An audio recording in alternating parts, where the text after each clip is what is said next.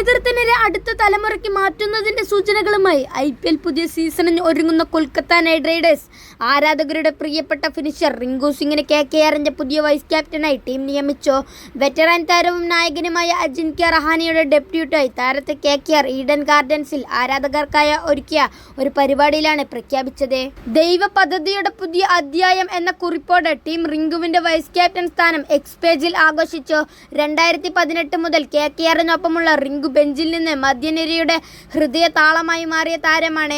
ഇന്ത്യയുടെ T20 ടീമിൽ finisher റോളിലേക്കും കൊൽക്കത്തയ്ക്കൊപ്പമുള്ള യാത്ര റിങ്കുവിനെ എത്തിച്ചിരുന്നു.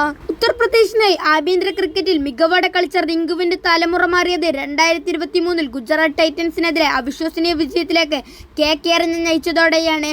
തുടരെ 5 സിക്സുകൾ പറത്തിയാണ് താരം ടീമിന് ത്രില്ലർ വിജയം സമ്മാനിച്ചത്. ഈ പ്രകടനത്തോടെ താരം മധ്യനിരയിലെ രക്ഷപ്പെടുത്തൽ മനുഷ്യനായി രൂപാന്തരം പ്രാപിച്ചു. കഴിഞ്ഞ സീസണിൽ താരം 206 റൺസ് സ്കോർ ചെയ്തു. അതോടെ ഈ സീസണിൽ താരത്തെ കൊൽക്കത്ത ടീമിൽ തന്നെ നിലനിർത്തി. 13 കോടിക്കാണ് ടീം റിങ്കുവിനെ നിലനിർത്തിയത്. ഡെത്ത് ഓവറുകളിൽ താരത്തിന്റെ സ്ട്രൈക്ക് റേറ്റ് 200-ന് മുകളിലാണ്. നിലവിലെ T20 ഫോർമാറ്റിലെ എണ്ണം പറഞ്ഞ ഫിനിഷർമാരിൽ ഒരാൾ കൂടിയാണ് റിങ്കു സിംഗ്. പുതിയ സീസണിൽ T20 ലോക ചാമ്പ്യനായാണ് താരം ടീമിലേക്ക് വന്നത്. T20 ലോകകപ്പിൽ ബാറ്റിംഗിൽ കാര്യമായ സംഭാവന നൽകാൻ സാധിച്ചിരുന്നില്ല. എന്നാൽ മികച്ച ഫീൽഡിംഗുമായി താരം കളം വാഴുകയും ചെയ്തു.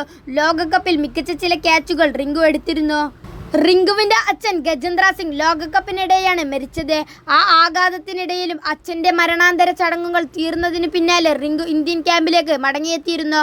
താരത്തിന്റെ ആത്മധൈര്യത്തെ പരിശീലകൻ ഗൗതം ഗംഭീർ പ്രത്യേകം എടുത്തു പറയുകയും മുഴുവൻ ടീം അംഗങ്ങളുടെയും എല്ലാ പിന്തുണയും അദ്ദേഹത്തിന് എല്ലായ്പ്പോഴും ഉണ്ടാകുമെന്നും വ്യക്തമാക്കിയിരുന്നു.